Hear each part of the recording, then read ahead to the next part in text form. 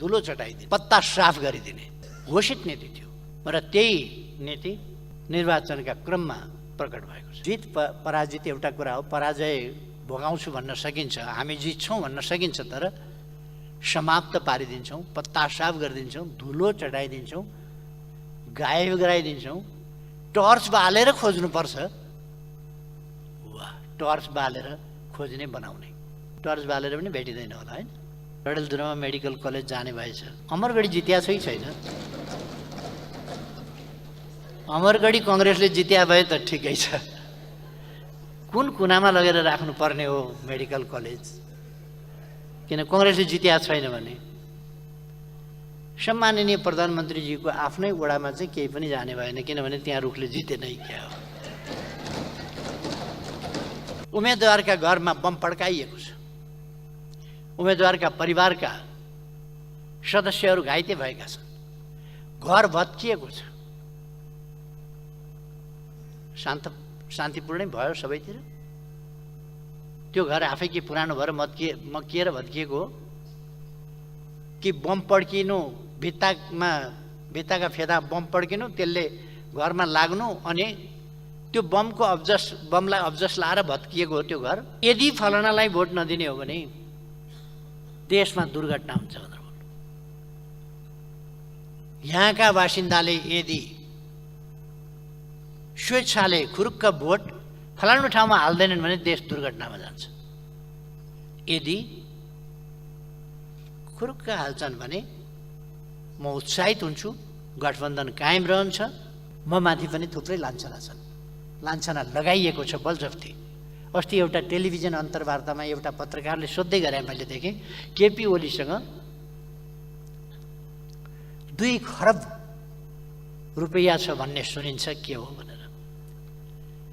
ती तथाकथित विद्वानले केपी ओलीलाई पनि आफू जस्तै ठाने रहेछन्। मुस्कुराउँदै, बडो गम्भीर भावमा उनले मुस्कुराउँदै भने, त्यति त होइन, म जहाँसम्म यकिन छु 20 देखि 40 अरब रुपियाँ चाहिँ केपी ओलीसँग नगदै छ।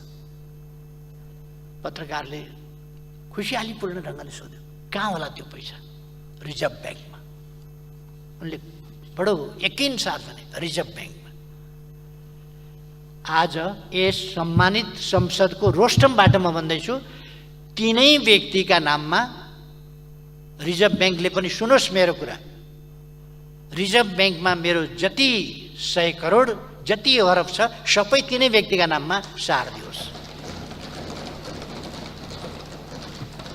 अर्को, मेरो बारेमा भ्रष्टाचारका चर्चा गर्ने नेताज्यूहरू, प्रधानमन्त्रीज्यू, पूर्व प्रधानमन्त्रीज्यू, मन्त्रीज्यूहरू र मान्यज्यूहरू लगायत अरू सबैलाई पनि म चुनौती दिन चाहन्छु।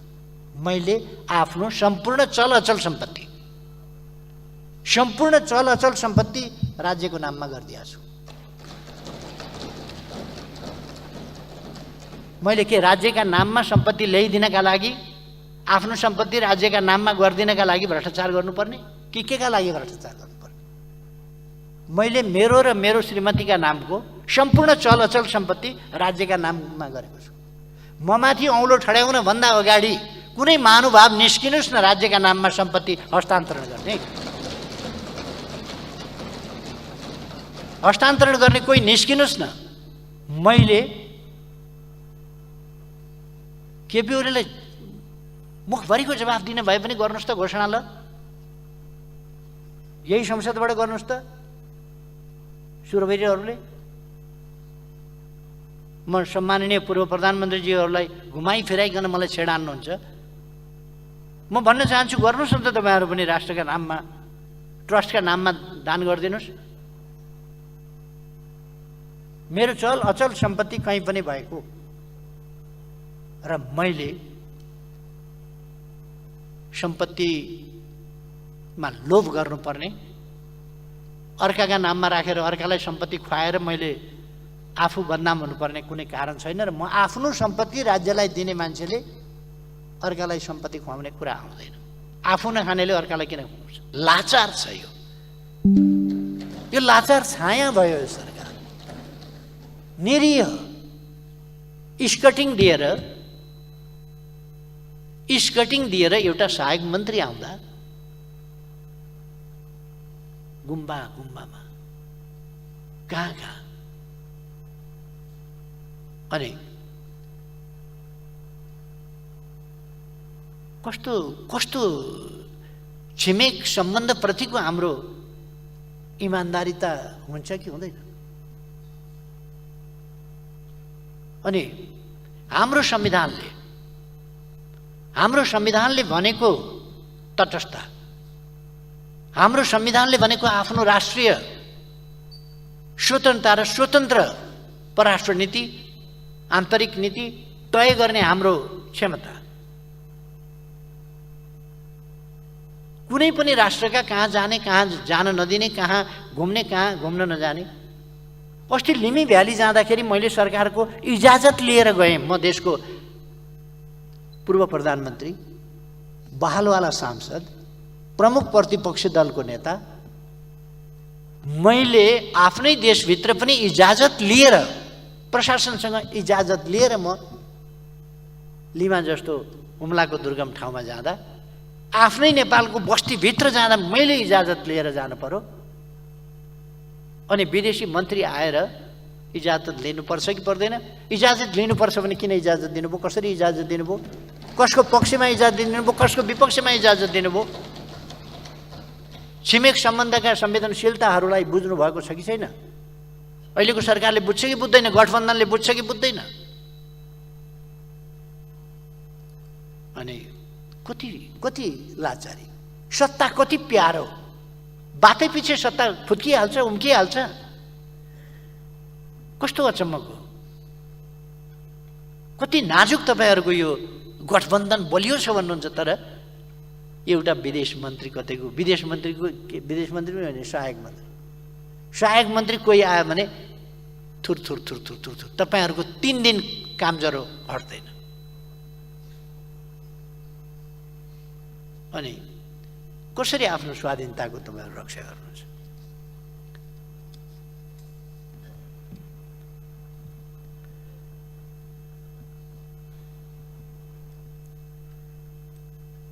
र यसरी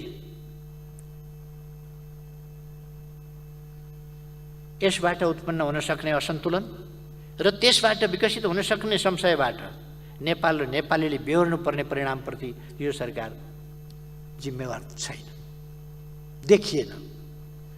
म भन्न चाहन्छु गठबन्धन सरकार हाम्रो परराष्ट्र नीतिको असंलग्नता, न्यायोचित तटस्थता, निष्पक्षता र स्वतन्त्रतामाथि प्रहार नगरियोस्।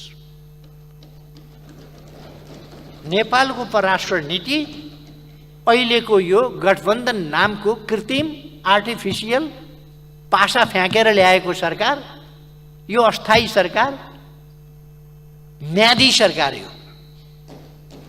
यस म्यादी सरकारको निजी विषय होइन नेपालको परराष्ट्र नीति, नेपालको परराष्ट्र सम्बन्ध।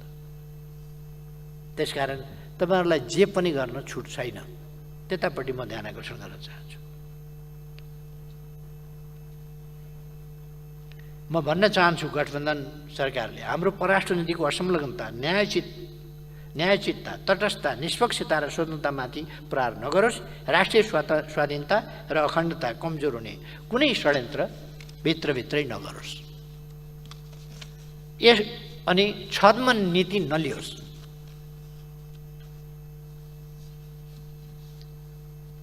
एकातिर हामी एक चीन नीतिमा नेपाल छ भन्छौँ। सम्माननीय प्रधानमन्त्रीज्यू, मैले उठाएका प्रश्नहरूको यहाँको जवाफ आउनुपर्छ। नेपाल एक चीन नीतिमा छ कि छैन?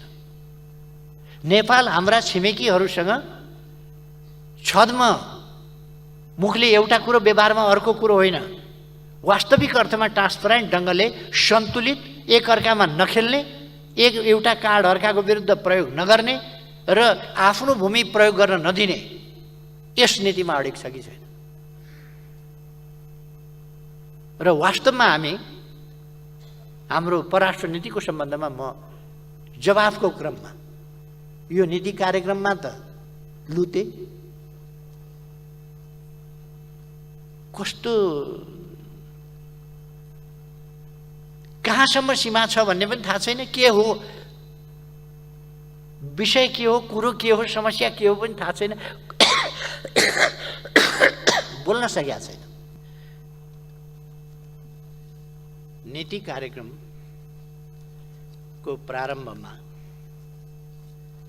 सरकारले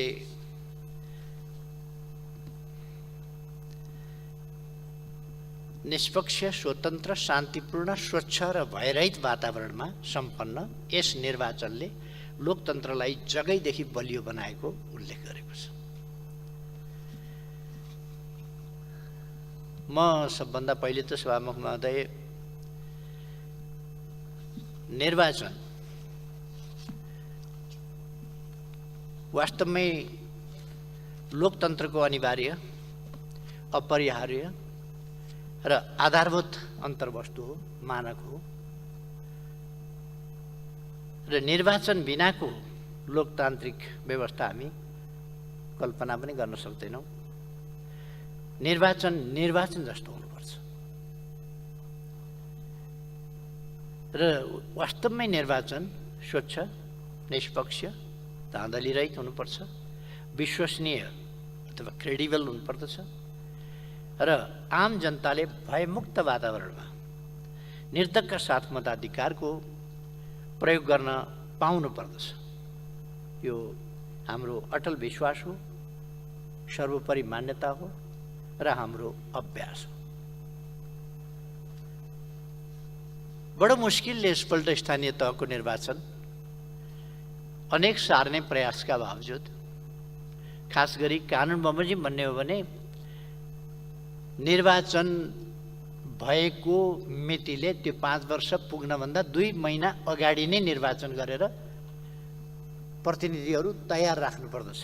जस्तो कि हामीले फागुन 20 गते राष्ट्रिय सभाका सदस्यहरूको समय समाप्त हुन्छ भने माघ 12 गते नै निर्वाचन गरेर राष्ट्रिय सभाका सदस्यहरू तयार राख्यौँ यसपल्ट पनि। त्यसै गरेर कानुनी व्यवस्था नै रहेको छ, 2 महिना अगावै निर्वाचन सम्पन्न गर्नुपर्छ। तर गठबन्धन सरकारले त्यस कुरातर्फ ध्यान दिएन मात्रै होइन, व्यवस्था गर्यो र निर्वाचन पर सार्ने, निर्वाचन तत्काल नगर्ने र आगामी चैत्रमा निर्वाचन गर्नुपर्छ भन्ने मान्यताहरू अगाडि सार्दै स्थानीय तहलाई रिक्त राख्दै जाने र गलत अभ्यास, अलोकतान्त्रिक, जनप्रतिनिधिविहीनताको, रिक्तताको स्थितिमा मुलुक सञ्चालन गर्ने गलत अभ्यास थालनी गर्ने, त्यो गर्दै गयो। बडो मुस्किलले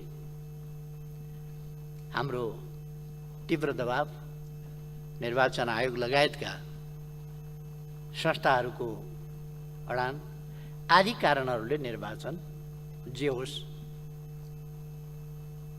सम्पन्न भयो। तर निर्वाचन भयो कसरी? निर्वाचनमा रुकुममा भोट पाउनका लागि मतदाताको हत्या गरियो। मतदाता अपहरण गर्ने, हत्या गर्ने, लगेर वनमा फाल्ने खालका कामहरू भए। हुम्लामा मतदान भइसकेपछि मतगणनाको सन्दर्भमा राजनीतिक कार्यकर्ताहरू घरमा आएर बसे, खाना खाए, कुरा गर्दै थिए। त्यस्तैमा कार्यकर्ताको बाबु आँगनमा भएको माथि हमला गरियो र उनको हत्या गरियो। बचाउने प्रयासका बावजुद बचाउन सकिएन। यहाँ त्यसै गरेर ताप्लेजुङमा हत्या गरियो। प्रहरीकै गोलीबाट उदयपुरमा हत्या गरियो। विभिन्न ठाउँमा आक्रमणबाट घाइते भए, अङ्गभङ्ग भए मतदाताहरू, जो सार्वभौम सत्ता सम्पन्न छन्, जसको निर्भय वातावरणमा आफ्नो अभिमत प्रकट गरेर मतदानको माध्यमबाट आफ्नो प्रतिनिधि छान्ने अधिकार छ, त्यस्तो मतदातालाई घेर्ने, छेक्ने, थुन्ने, भयभीत बनाउने अथवा आक्रान्त बनाउने, अङ्गभङ्ग गर्ने, कुटपिट गर्ने कामहरू भए। म निर्वाचनको क्रममा शहादत प्राप्त गर्ने, लोकतन्त्रका लागि बलिदान भएका ती शहीदहरूप्रति लोकतन्त्र जपिकन निर्ममताका साथ जसरी उहाँहरूको हत्या गरियो, उहाँहरूप्रति म श्रद्धा सुमन अर्पण गर्न चाहन्छु। जो घाइतेहरू हुनुहुन्छ उहाँहरूको शीघ्र स्वास्थ्य लाभको कामना गर्न चाहन्छु। उहाँहरूको आवश्यक उपचार गराउने कर्तव्य सरकारको हो, त्यतापट्टि ध्यान आकर्षण गराउन चाहन्छु।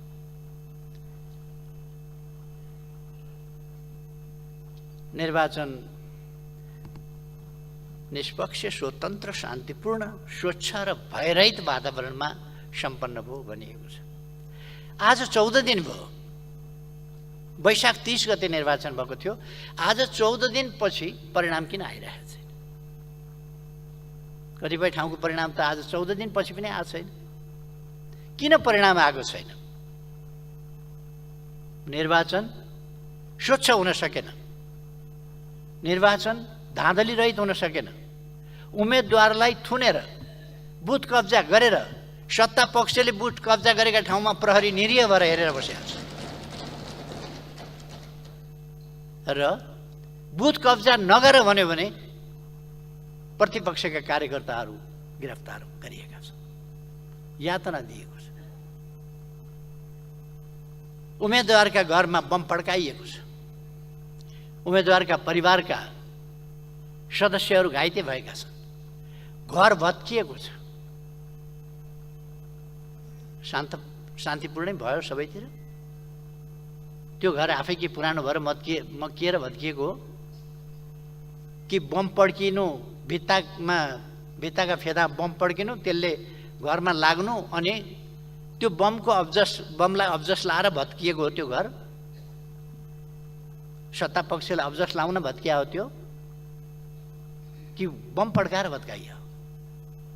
कति ठाउँमा बम पड्किए र सबै ठाउँमा प्रतिपक्षका विरुद्ध प्रहार भएको छ। गठबन्धनको घोषित नीति नै थियो, सभामुख महोदय, घोषित नीति नै थियो धुलो चटाइदिने, पत्ता साफ गरिदिने घोषित नीति थियो र त्यही नीति निर्वाचनका क्रममा प्रकट भएको छ। मैले सुरुमा निर्वाचनको दिन पर्याप्त सूचनाहरू आएका थिएनन्। केही ठाउँमा छिटफुट हिंसाका घटनाहरू भएका होलान्, आम रूपमा शान्तिपूर्ण भएको होला भन्ने ठानेको थिएँ। दुर्गम दूरदराजका ठाउँहरूको रिपोर्ट आएको थिएन। सबैतिरको रिपोर्ट बुझ्दा कति बुथमा, कति मतदान केन्द्रमा स्थगित भएको थियो निर्वाचन के शौखले स्थगित भएको थियो र म दावासाथ भन्छु एउटा ठाउँमा पनि प्रतिपक्षको कारणले स्थगित भएको होइन। एउटा ठाउँमा पनि। सत्तामा बसेर सरकारको त कर्तव्य हुन्छ शान्तिपूर्ण ढङ्गले सम्पन्न गर्ने, तर सत्तापक्ष आफैले निर्वाचनलाई शान्तिपूर्ण हुन नदिने, जसरी भए पनि परिणाम आफ्नो पक्षमा पार्नुपर्ने गीतै बनाएर गाउनुभयो उहाँहरूले।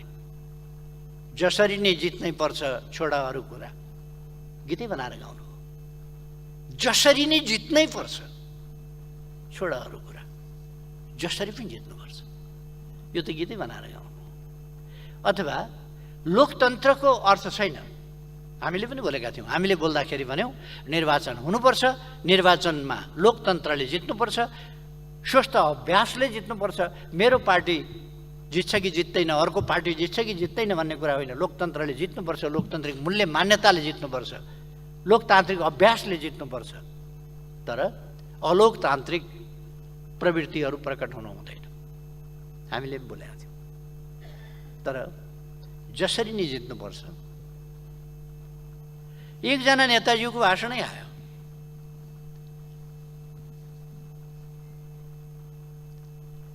हामी 64मा गर्ने नगर्ने जेसुकै गरेर कसरी हामीले जितेका थियौँ। अहिले हामी बिग्र्यौँ, सोझा भयौँ, कब्जा गर्न छोड्यौँ, लुट्न छोड्यौँ, ठोक्न छोड्यौँ। हामी बिग्र्यौँ। अरूलाई के भन्ने, मै बिग्रिएँ, त्यसो भएर सोझा भयौँ अनि हामी चुनाव जित्न छोड्यौँ। अब 64 को जस्तै ठोक्केर जित्नुपर्छ।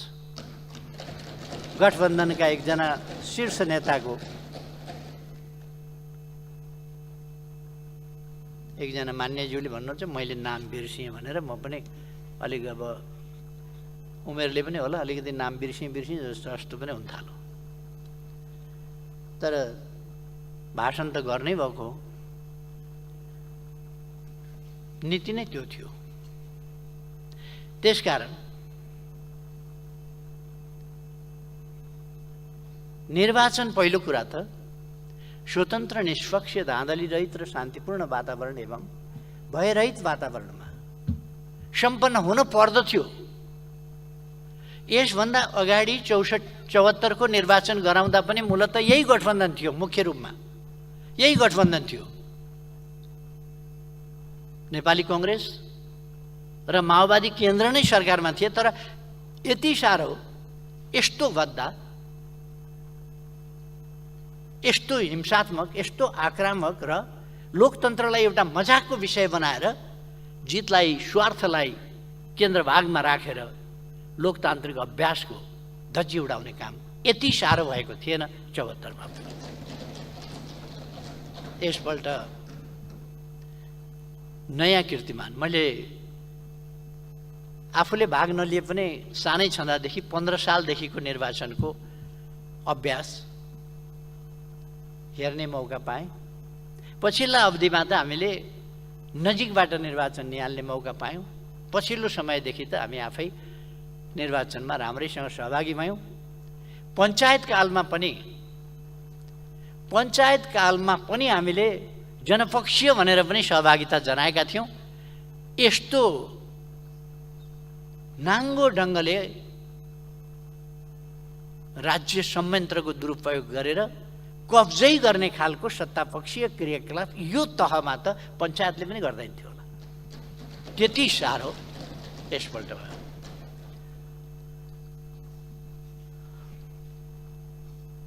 अनि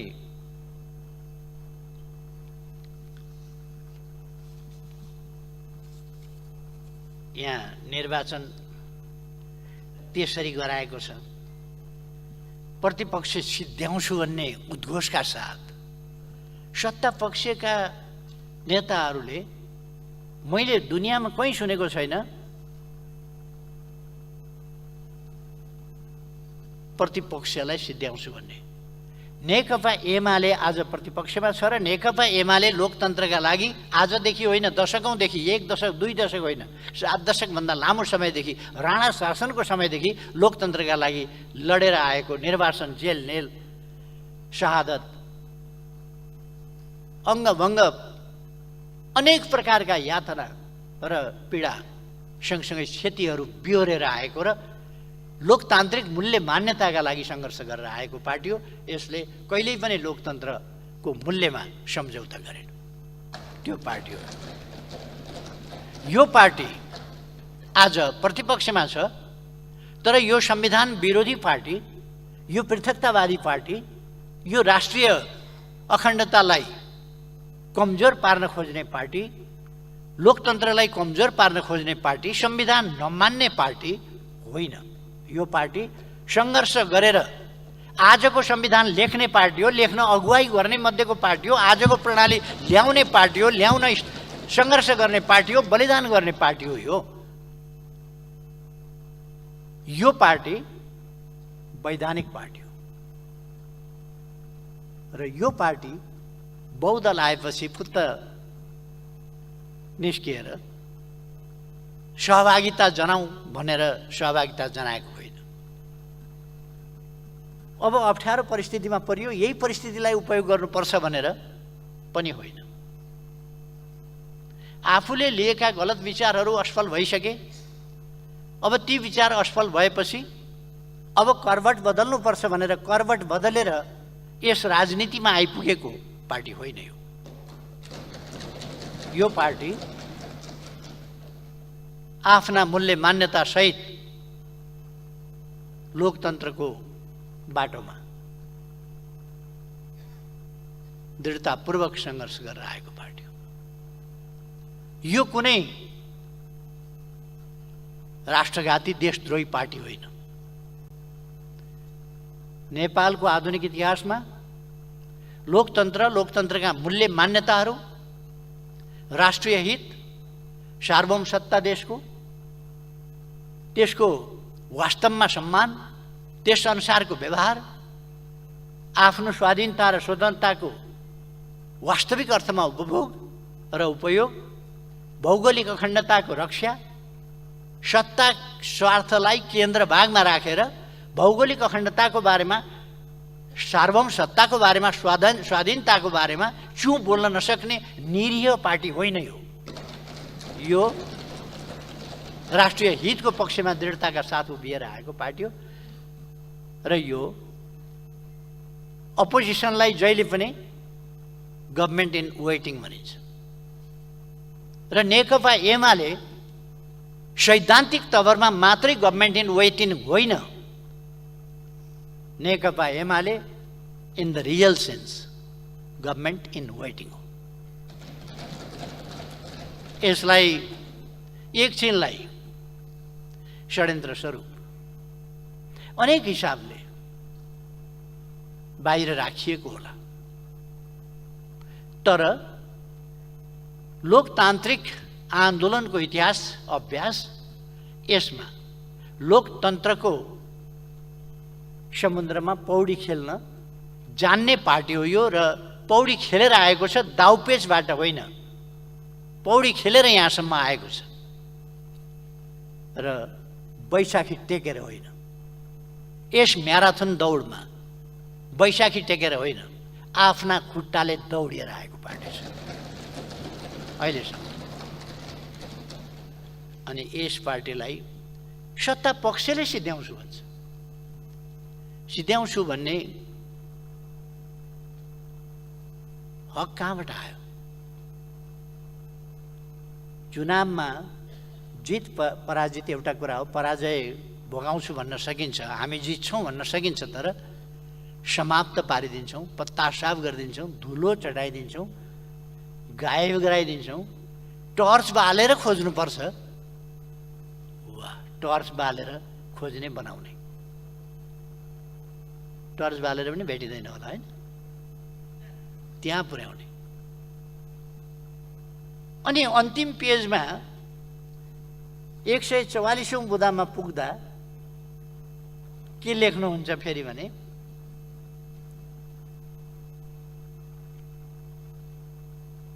सबै नेपाली बीच आपसी सद्भाव र सहमति हुनुपर्छ। राष्ट्रिय सहमति र प्रतिबद्धताबाट यस नीति तथा कार्यक्रममा अन्तर्निहित उद्देश्य प्राप्त गर्न सकिन्छ भन्ने सरकारको विश्वास रहेको छ। सिद्ध्याउने, समाप्त पार्ने, पत्ता साफ गर्ने, अनि के खोज्ने अरे भने सद्भाव र सहमति खोज्ने। बडा राम्रो बाटो निकाल्नु भएको छ सद्भाव र सहमति। अनि राष्ट्रिय सहमति र राष्ट्रिय प्रतिबद्धता कहाँ के सम्झौता गर्नुहुन्छ प्रतिपक्षलाई थाहा छ? अन्तर्राष्ट्रिय सम्झौता, सन्धि जस्ता कुराहरू, सम्झौता जस्ता कुराहरू प्रतिपक्षलाई थाहा हुनु पर्दैन? ती कुराहरू भएका छैन, हुनुपर्ने आवश्यकता बोध हुँदैन। संवादहीनताको स्थितिमा राखेर पेल्ने काम गरिएको छ, सत्ताको दुरुपयोग गरिएको छ, अनि राज्य संयन्त्रहरूको दुरुपयोग गरिएको छ र प्रतिपक्षका विरुद्ध तिनको गलत ढङ्गले प्रयोग गरिएको छ। निर्वाचनका बेला हाम्रा उम्मेदवारलाई थुनामा राखेर निर्वाचन गराइन्छ। सत्ता पक्षीय उम्मेदवार र नेताहरू, मन्त्रीहरू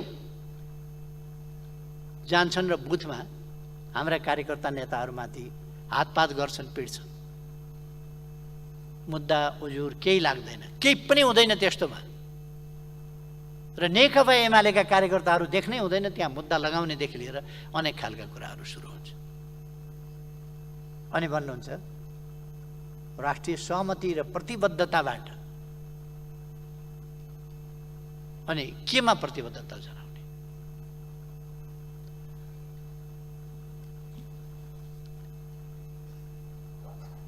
यो शब्दको एउटा खेल।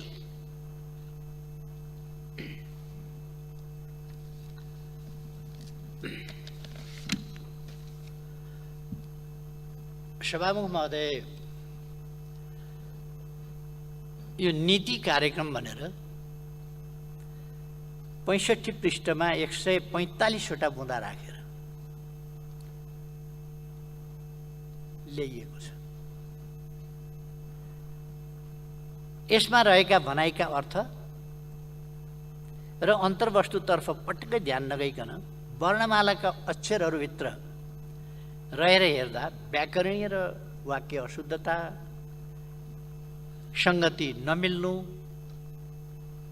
चास्नीमा नडुबाएको तेलमा मात्रै तारेको जेरी जस्तो खल्लो गुजुल्टिएको, चास्नीमा हाल्न भ्याएको छैन त्यसलाई, र अर्थ निस्किँदै ननिस्किने आधा पेजको वाक्य, कहाँबाट कहाँ एक ठाउँबाट सुरु हुन्छ, कहाँ जान्छ, त्यसको प्रस्थान बिन्दु के हो, त्यसको आदि के हो, मध्य के हो, अन्त्य के हो थाहा छैन। गुजुल्टिँदै गुजुल्टिँदै गुजुल्टिँदै कहाँ कहाँ के भनिएर त्यो अन्त हुन्छ। यतापट्टि म धेरै जान चाहन्न। यो सरकारै त्यस्तै छ, जेरी जस्तो गुजुल्टिएको, कतै गन्तव्य नभएको, केही नभएको, कुनै नीति छैन, कहाँ पुग्ने, कसको नीति चाहिँ यसको नीति हो। म धेरै केही त भन्न चाहन्न।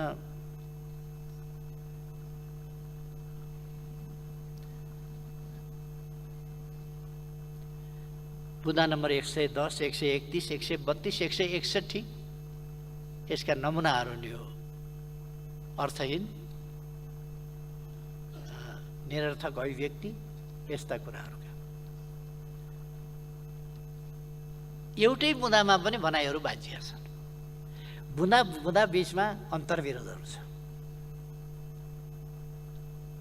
यस्तो हुनु त यसको विशेषतै छ। यो गठबन्धनका सबै पार्टीले अलग अलग ठाउँमा ल्याएर जोडेर लेखेर अनि ल्याएर जोडेको हो कि जस्तो पनि लाग्छ।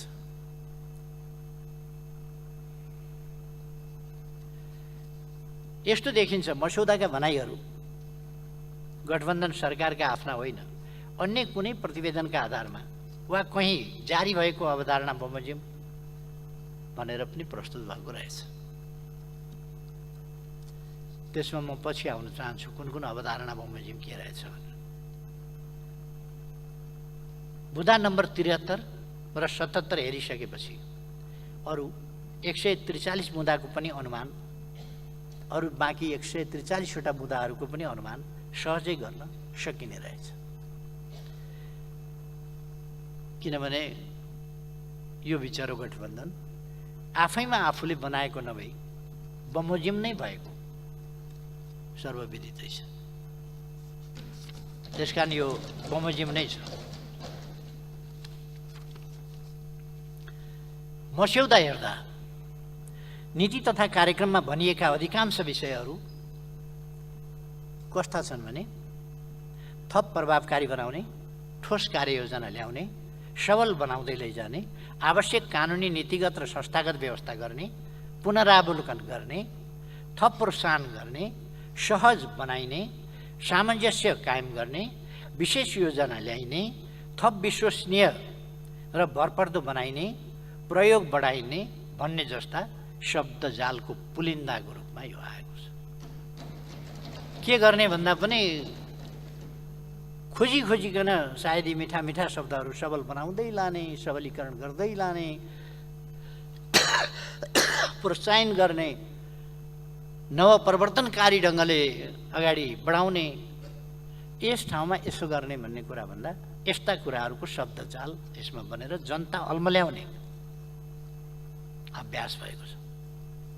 के कार्य गर्ने, कुन उद्देश्यका साथ गर्ने, कसरी गर्ने, कति समयभित्र गरिसक्ने, के प्रतिफल र नतिजाको प्राप्त अपेक्षा गरिएको छ, के प्राप्त गर्ने, कति समयभित्र गरिसक्ने, देश र जनतालाई के फाइदा पुग्छ, के फाइदा पुर्याउने, कुन समस्या समाधान हुन्छ, त्यसबाट कुन अवसरको सदुपयोग हुन्छ, तत्काल, मध्यकाल र दीर्घकालमा त्यसको के असर हुन्छ, नीति कार्यक्रम बनाउँदा यता कुनै मतलब र बुझाइ भएको देखिँदैन।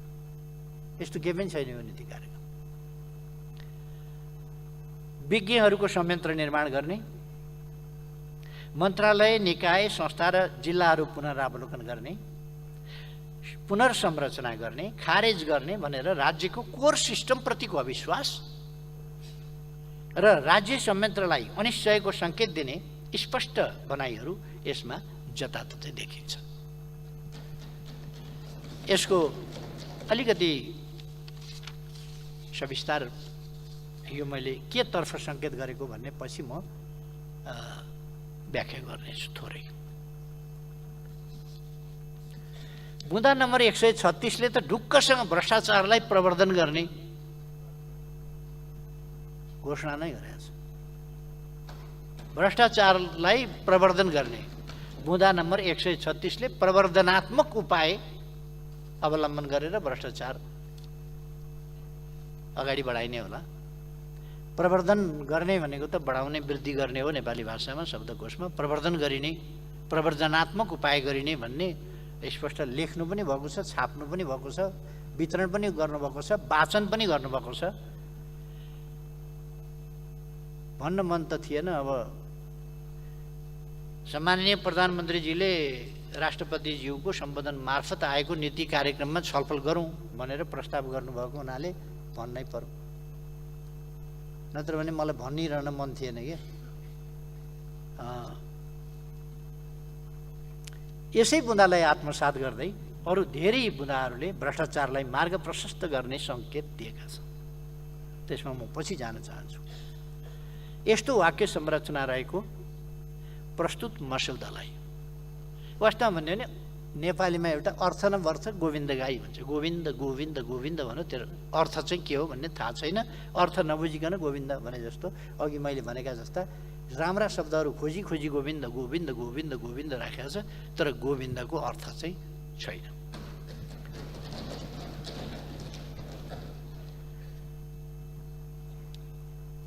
यो दस्तावेज अहिले त यो दस्तावेज चाहिँ यो बजेटको पूर्व सङ्केतको रूपमा आएको छ। यसले बजेटमा हुने थुप्रै कुराहरू पनि बोलेको छ र यसको बजेटी कार्यान्वयन र यसभित्र अन्तर्निहित मनसायहरू, भ्रष्ट मनसायहरू आगामी बजेट मार्फत यसको पपुलिस्ट प्रवृत्ति, गैर जिम्मेवार प्रवृत्ति, अनुत्तरदायी प्रवृत्ति र अर्थतन्त्रप्रति खेलबाड गर्ने प्रवृत्ति, यी कुराहरू बजेट मार्फत प्रष्ट हुनेछन् भन्ने कुरा यसमा देखिन्छ। मैले यो आजै भनेको छु, यसलाई सत्ता पक्षले असत्य साबित गर्न सक्छ भने गरोस्, समय छ।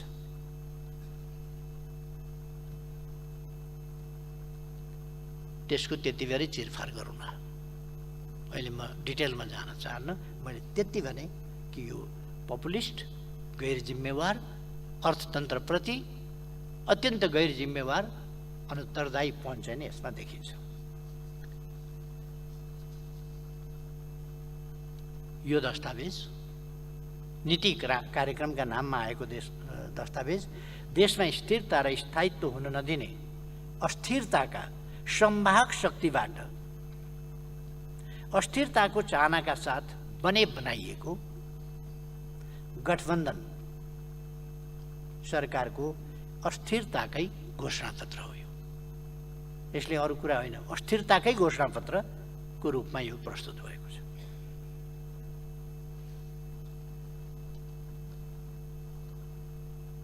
भारतको संसदमा अटल बिहारी वाजपेयीजीमाथि अविश्वासको प्रस्ताव राखेका बेला त्यहाँका एकजना सांसदले संसदमा बोल्नु भएको कुरा मलाई यसो सम्झना आयो। अटल बिहारी वाजपेयीजीलाई अविश्वास राखेर हटाउँदै गर्दा ती सांसदले भन्नुभएको थियो, भगवान राम जो अयोध्याको राज प्राप्त गर्ने वैधानिक हकदार थिए, तर उनलाई 14 वर्ष वनवास पठाइयो। युद्ध गरेर होइन, लडाईँ गरेर होइन, एउटी मन्थराले षड्यन्त्र गरेर षड्यन्त्र स्वरूप रामलाई 14 वर्ष वनवास पठाइयो। युधिष्ठिर यो त्रेतायुगको कुरा भयो। युधिष्ठिर द्वापर युगमा हस्तिनापुरको राजको उत्तराधिकारी थिए, वैधानिक उत्तराधिकारी थिए, उनले पाउनु पर्दथ्यो तत्कालीन न्यायको हिसाबले। तर त्यहाँ शकुनी नामको एउटा पात्र थियो जसले षड्यन्त्र स्वरूप 12 वर्ष वनवास र 1 वर्ष गुप्तवासको सजाय पाण्डवहरूलाई दिलाए।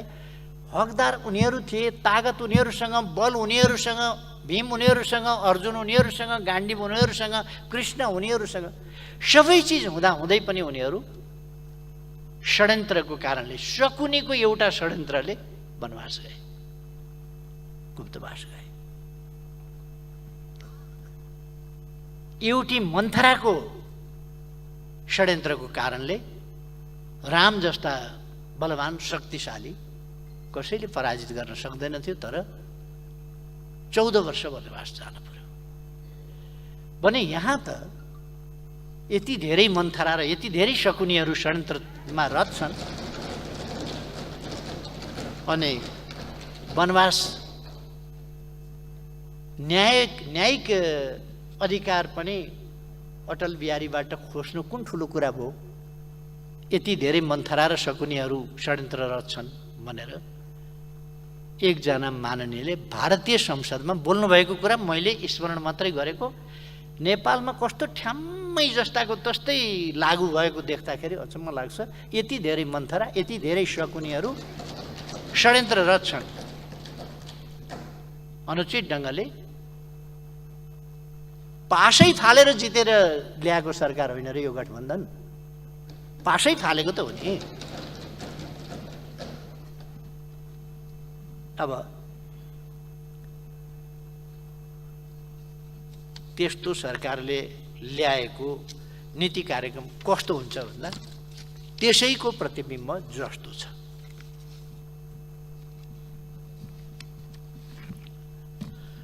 सभामुख महोदय,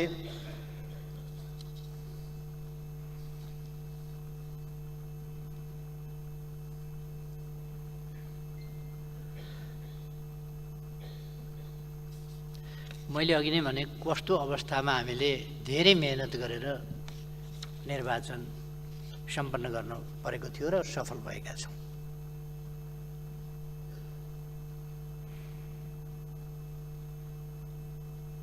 र म खुसी व्यक्त गर्न चाहन्छु निर्वाचन सम्पन्न भएको छ। म सम्पूर्ण आदरणीय मतदाताहरूलाई निर्वाचनमा कतिपयले त बाटो छेकेर जान पाउनु भएन, म दुःख व्यक्त गर्न चाहन्छु। उहाँहरूको बाटो छेकिएन, लोकतन्त्रको बाटो छेकियो, लोकतान्त्रिक मूल्य मान्यताको बाटो छेकियो, मर्यादाको बाटो छेकियो, अभ्यासको बाटो छेकियो। यहाँ गठबन्धनले सोचेको होला केही मतदाताको बाटो छेकियो भनेर। केही मतदाताको बाटो छेकिएको प्रश्न मात्रै होइन, यो प्रश्न लोकतान्त्रिक अभ्यासको बाटो, निर्वाचन प्रणालीको बाटो, अभ्यासको प्रक्रियाको बाटो छेकिएको। यो चान्चुने कुरा होइन। केही व्यक्ति, केही 100 व्यक्ति, केही 1000 व्यक्ति वा होला 1-2 लाखको बाटो छेकियो होला। प्रश्न त्यति मात्रै होइन। यसको अर्थ लोकतान्त्रिक मूल्य मान्यता र लोकतान्त्रिक प्रणालीमा हुने अभ्यासको घाँटी निमुट्यो, बाटो छेकियो, अवरोध गरियो। प्रश्न त्यो जसले मतदान गर्न पाउनुभयो उत्साहका साथ, त्यस्तो परिस्थितिमा पनि उत्साहका साथ मतदान गर्नुभयो, उहाँहरूलाई म धन्यवाद भन्न चाहन्छु मतदानमा सहभागी हुनुभएकोमा। सम्पूर्ण विजयी जनप्रतिनिधिहरूलाई यस अवसरमा म बधाई भन्न चाहन्छु र सत्ता गठबन्धनले जे जस्तो सुकै हानिकारक नीति लिए तापनि स्थानीय तह जनताकोमा लोकतन्त्रको अनुभूति दिलाउने, जनतालाई सेवा सुविधा उपलब्ध गराउने, स्थानीय तह मार्फत विकासका कामहरूलाई अगाडि बढाउने, स्थानीय तहमा जनतालाई आइपरेका अप्ठ्यारा सुख दुःखहरूमा सहभागी हुने निकाय भएको हुनाले त्यसै उचाइका साथ फराकिलो मन र जनताका सेवक हौँ भन्ने भावनाका साथ काम गर्न म सबै निर्वाचित जनप्रतिनिधिहरूलाई आग्रह पनि गर्न चाहन्छु। उहाँको कार्यकाल त्यसरी सफल रहोस् भन्ने पनि म शुभकामना भन्न चाहन्छु।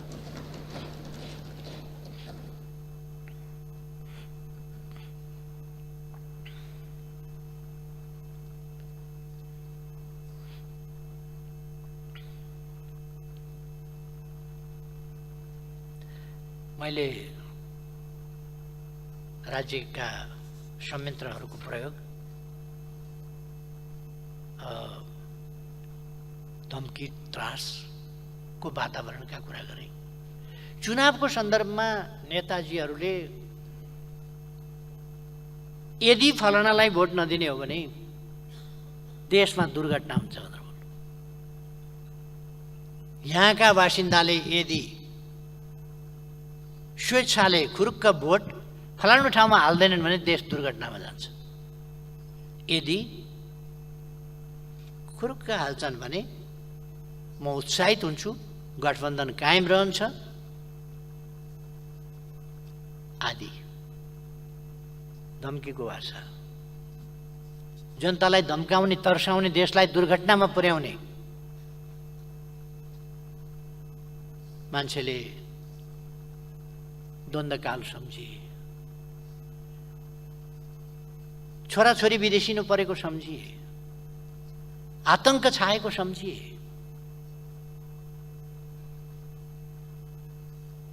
भाषणका शब्द जसरी बाणको रूपमा निस्किँदै जान्छन्, जनता थर थर काम्दै जाने स्थिति बन्यो। मान्छे मारिएका, अङ्गभङ्ग भएका, अपहरण भएका, त्यही चितवनमा बोरामा हालेर घिसारिकन मान्छेको हत्या गरिएका जस्ता कुराहरू मान्छेले झलझली सम्झे। दुर्घटना भनेपछि मान्छे फेरि एकपल्ट भयातुर भए। प्रलोभन बाँडियो, मैले भन्नु पर्दैन, पैसा बाँडियो, प्रलोभन बाँडियो, त्रास, धम्की। कतिपय ठाउँमा रुखमा भोट नहाल्नेलाई बजेट पठाइँदैन।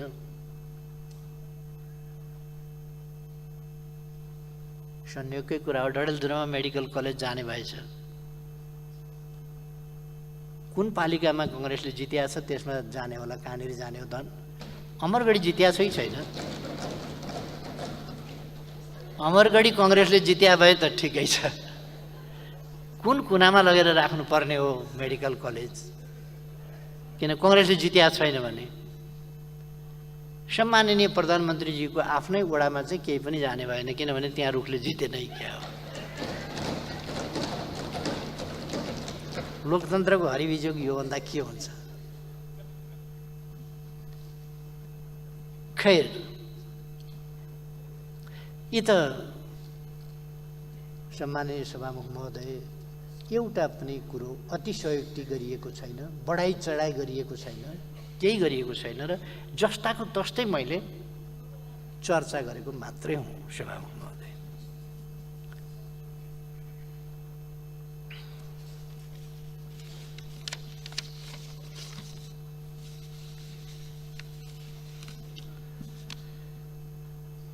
राजनीतिक दलका कार्यकर्ताहरूलाई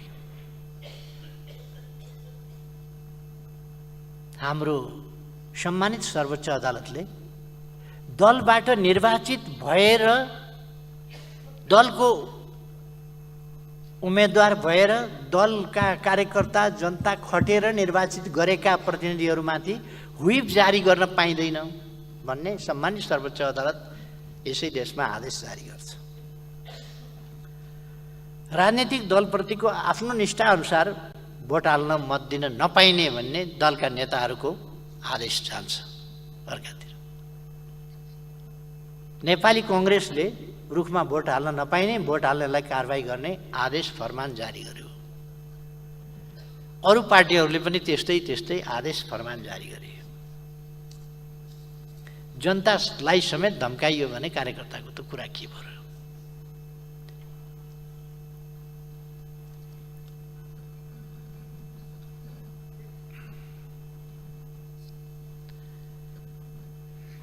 काङ्ग्रेसको नेतृत्वबाटै कस्तो आयो भने ए काङ्ग्रेसीजन हो, मैले तोकेको अर्कै पार्टीका उम्मेदवारलाई मत दिनु, नदिए पार्टीबाट निष्कासन गर्छु, कारवाही गर्छु।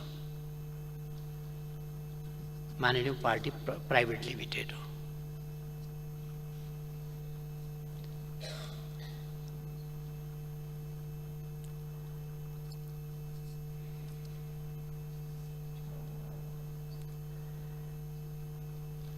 सत्ता पक्षका कार्यकर्ताहरूबाट विपक्षीलाई, आम मतदाताहरूलाई तत्काल दुःख दिने काम मात्रै होइन, भविष्य नै समाप्त पार्ने खालका धम्कीहरू दिए। ठाउँ ठाउँमा आक्रमण, कतिको ज्यान गयो, अङ्गभङ्ग भयो, मैले अघि नै भनिसकेँ। प्रशासन माथिको आदेशले निरीह भएर, कर्तव्यच्युत भएर बस्न बाध्य भयो, गलत क्रियाकलाप गर्न बाध्य भयो। राष्ट्र सेवकहरूलाई हामीले निष्पक्ष ढङ्गले काम गर्न होइन, पक्षधरताका साथ कुकर्म गर्न, गलत ढङ्गले परिचालन गर्ने खालका क्रियाकलाप भए। ज्यादै दुःखको कुरा हो लोकतन्त्रका निम्ति।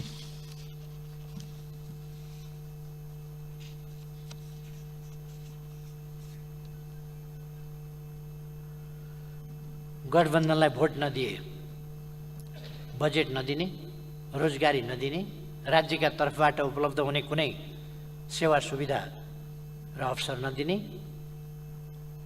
सुरक्षा पनि नदिने आदि खालका त्रासहरू व्यक्त गरिएर जनतालाई पीडा र भय निरन्तर दिने काम हो। सबै सम्भव षड्यन्त्र, सबै हस्तक्षेप, राज्य सत्ता र संयन्त्रको चरम दुरुपयोग र भयपूर्ण त्रासदीपूर्ण वातावरणका बीच गठबन्धनले खटाएको उम्मेदवारलाई सरकारी उम्मेदवार जस्तो बनाएर भोट दिन आम जनतालाई बाध्य पार्ने काम हो। यति मात्रै होइन, मतगणना लगायत निर्वाचनका सबै चरणहरूमा समेत हदैसम्मको हस्तक्षेप र धाँधली कहीँ कतै बाँकी रहेन। विलम्ब गरेको छ, मान्छेलाई स्थिर बनाएको छ, तर्साएको छ, अनि राज्य शक्ति केन्द्रित गर्दै लगेको छ, प्रेसर बढाउँदै लगेको छ र अनुकूल, आफ्ना निम्तिको अनुकूल, गठबन्धनका निम्तिको अनुकूल वातावरण बनाउँदै लगेको छ।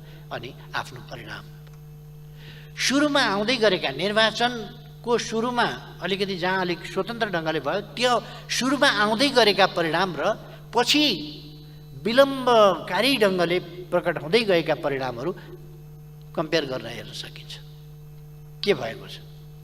पछि केन्द्रित गर्दै जाने सबै शक्तिको, सत्ताको सबैको दुरुपयोग हुँदै जाने।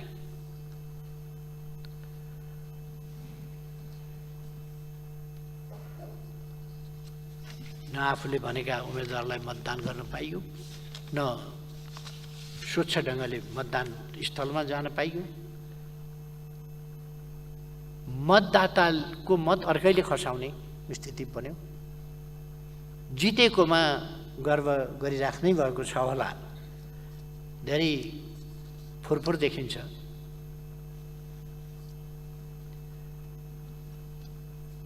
धेरै मतदाताहरूको मत चाहिँ गठबन्धनका प्रतिनिधिहरूले खसाएको, अशक्त बुढाबुढी भनिएकाहरूको निर्वाचन अधिकृतले खसाउनु पर्ने ठाउँमा कार्यकर्ताले खसाउने, यस्ता खालका देखिए।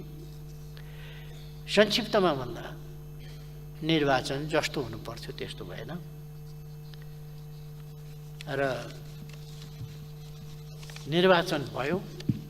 एउटा खुसीको कुरा हो, लोकतान्त्रिक अभ्यासले, एउटा अभ्यासले जित्यो, तर जस्तो निर्वाचन हुनु पर्थ्यो त्यस्तो भएन। परिणाम त्यसरी प्रकट हुन पाएन, किनभने जनताले त्यसरी परिणाम प्रकट गर्न पाएन।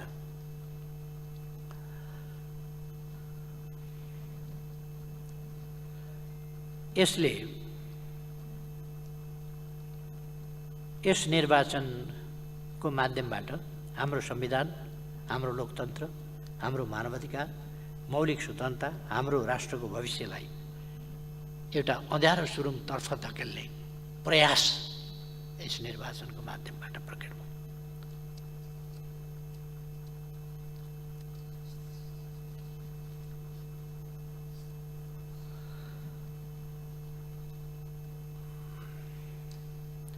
यस सम्बन्धमा म अहिले यति धेरै पनि नभनौँ। अब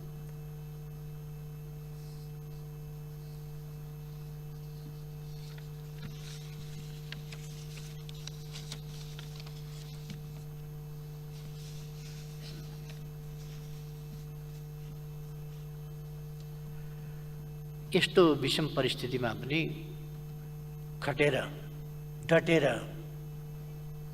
नेकपा एमालेको यस्तो चौतर्फी घेराबन्दी षड्यन्त्र लुटपाटका बीचमा पनि एमालेका लागि यो परिणाम ल्याउनेसम्म दृढताका साथ खटेका लडेका नेकपा एमालेका कार्यकर्ताहरूलाई म नेता कार्यकर्ता सबैलाई धन्यवाद भन्न चाहन्छु।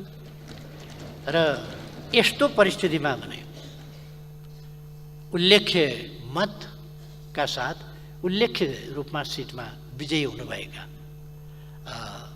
जनप्रतिनिधिहरू, एमालेका जनप्रतिनिधिहरूलाई पनि धन्यवाद भन्न चाहन्छु।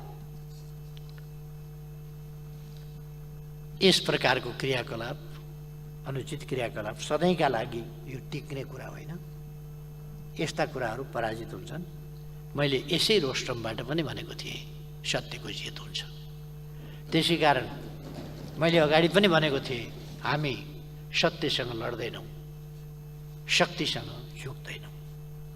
फेरि पनि गठबन्धनको होस् कि अरूको होस्, संयुक्त होस् कि एकल होस्, कुनै पनि असत्यको शक्ति क्षणिको, त्यससँग हामी झुक्दैनौँ। त्यसका विरुद्ध सत्यको पक्षमा उभिएर सङ्घर्ष गर्छौँ।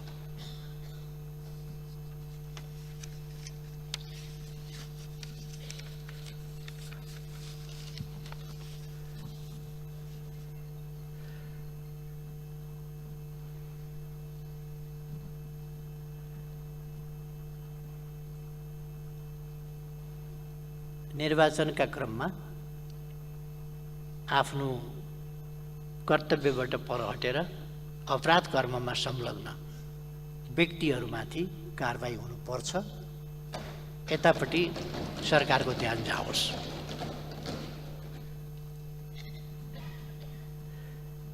अब अलिकति म यो असन्तुलित र छद्म परराष्ट्र नीतिको सम्बन्धमा, जसले राष्ट्रिय हितमा गम्भीर आघात पुर्याएको छ, त्यसको सन्दर्भमा सभामुख महोदय यो गठबन्धनले यस नीति कार्यक्रममा ल्याएको र त्यसभन्दा आसपासमा देखा परेका क्रियाकलापको थोरै चर्चा संक्षिप्तमा गर्न चाहन्छु। वैदेशिक मामिला सञ्चालनमा सरकारको नीति र प्रस्तुतिकरणका बारेमा त मैले केही बोल्नु पर्ला जस्तो नै लाग्दैन। सिङ्गो सदन र आम जनसमुदायले देख्नै भएको छ, महसुस गर्नै भएको छ। विदेश नीतिको सवालमा यो गठबन्धन क्रसरोडमा छ। जे सुविधा हुन्छ त्यही गर्ने यसको नीति हो। नेपालको अखण्डता र नेपालीको स्वाभिमानका लागि यो दुर्भाग्यपूर्ण छ। छिमेकी मित्र राष्ट्रहरू, अन्य मित्र राष्ट्रहरू र अन्तर्राष्ट्रिय समुदायसँगका हाम्रा सम्बन्धहरू सञ्चालन गर्ने वैदेशिक मामला सम्बन्धी नीति सुविचारित, स्पष्ट र परिपक्व हुनुपर्दछ। नेपाल र नेपालीको हितको संरक्षण र प्रवर्धन गर्न, अन्तर्राष्ट्रिय जगतमा प्रतिष्ठा अभिवृद्धि गर्न र नेपाललाई सफल राष्ट्र बनाउन केन्द्रित हुनुपर्दछ।